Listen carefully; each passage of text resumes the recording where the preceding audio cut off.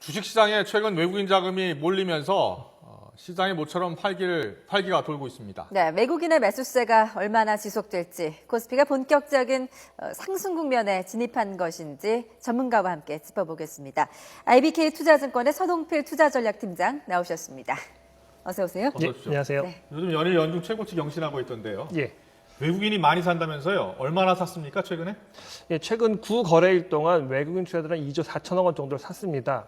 연 단위로 보면은 9천억 원 정도를 샀으니까요. 네. 최근에 5월 초까지는 외국인 매매가 누적으로 순매도였지만 최근 9일 동안 2조 4천억 원을 사주면서 순매수로 돌려놨으니까 외국인의 매수의 어떤 강도는 상당히 강하다 이렇게 말씀드릴 수 9일 있겠습니다. 동안 2조 원 넘게 샀으면 굉장히 많이 산 건데 주로 어떤 업종 종목을 산 거예요? 그리고 왜 산 거예요? 전반적으로 이 5월 초에 상승을 이끌었던 거는 뭐 잘 아시는 것처럼 삼성그룹주에 대해서 예. 좀 많이 매매가 들어왔고요. 그 이후에는 어떤 특정 종목이나 업종을 샀다기보다는 우리나라 주식시장을 전반적으로 다 사들여왔다 이렇게 예. 보실 수 있겠습니다. 그렇기 때문에 초기에는 삼성그룹주였지만 시간이 흘러가면서는 어떤 특정 종목보다는 시장 전반을 사들여오고 있다라고 볼 수 있겠고요.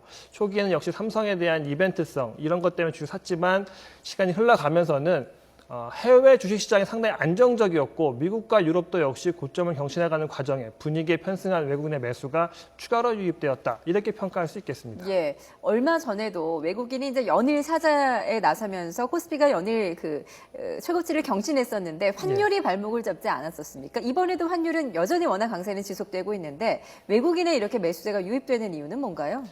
아무래도 환율이 여기서 다시 약세로 돌아선다. 차트를 보게 되면 위로 올라갈 개연성보다는 여기서 일정 수준 1,020원대에 묶여있을 가능성이 높다라고 판단하는 것 같습니다. 그렇기 때문에 환율이 그동안은 좀 불편했지만 네. 이제 환율이 더 불편할 가능성은 높지 않다. 이런 것 때문에 외국인들이 환율에 대해서는 확실히 둔감해진 모습이다라고 볼 수 있겠습니다. 예. 보통 외국인들이 주식을 살 때 보면 시장을 보고 사잖아요. 예. 그러니까 시장이 앞으로 좋을 것이다라고 예상을 하니까 사는 거 아닙니까? 근데 우리나라 경기가 지금 그렇게 썩 좋은 편이 아닌데도 사는 이유는 전망을 좀 좋게 보는 거예요?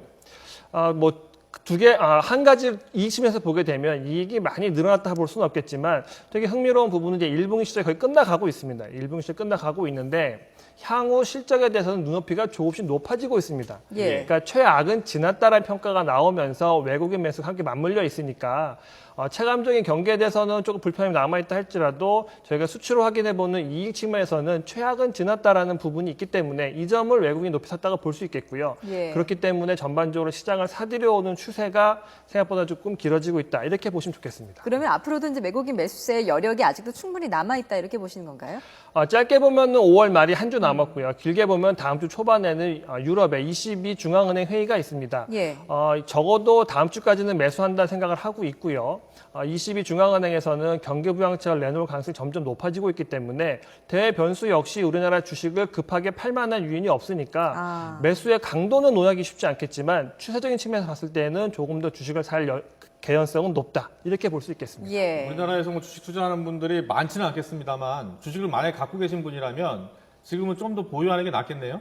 이게 지금으로서는 보유한 것이 더 현명하다고 판단하고 있습니다. 많이 올라왔던 부담감이 있지만 말씀드렸던 것처럼 지금까지 주식을 사들여왔던 분위기가 훼손될 만한 요인이 없고요. 대내외적으로 유동성이 조금 더 풀릴 개연성이 있기 때문에 지금 시점에서 주식을 서둘러서 환매하신다거나 정리하실 필요는 없다. 조금 더 가져가셔도 좋을 것 같다라고 말씀드리고 싶습니다. 최근에 이제 미국 경기는 참 좋아졌는데 항상 우리 증시의 발목을 잡는 게 중국 경기 아니었습니까? 예, 그렇습니다. 이 중국 경기에 대한 불안감 어느 정도 해소됐다 이렇게 봐도 되는 건가요? 중국 경기에 대한 불안감이 해소되었다라고 단언드리기 쉽지 않습니다만 지난주에 나왔던 한 지표가 있지요. 중국의 HSBC PMI 제조업 지수라는 좀 말이 깁니다만 미국의 제조업 활동이 어떠냐, 중국의 제조업 활동이 어떠냐를 보여주는 수치인데요.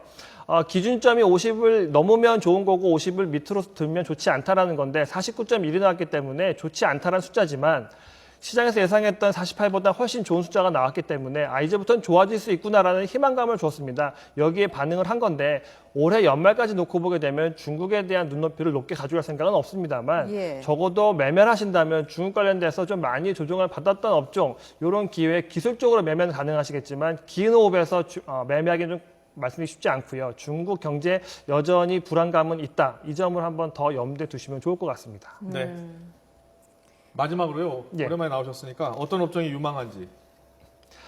지금 업종 종목 반도체 쪽 상당히 좋아 보입니다. 다른 업종보다 좋아 보인 이유는 제품의 가격이 올라가고 있다는 점이거든요. 예. 이런 업종 찾기 쉽지 않습니다. 그런 차원에서 보면 반도체는 한 번쯤은 눈여겨보시면 좋을 것 같습니다. 여기까지 듣겠습니다.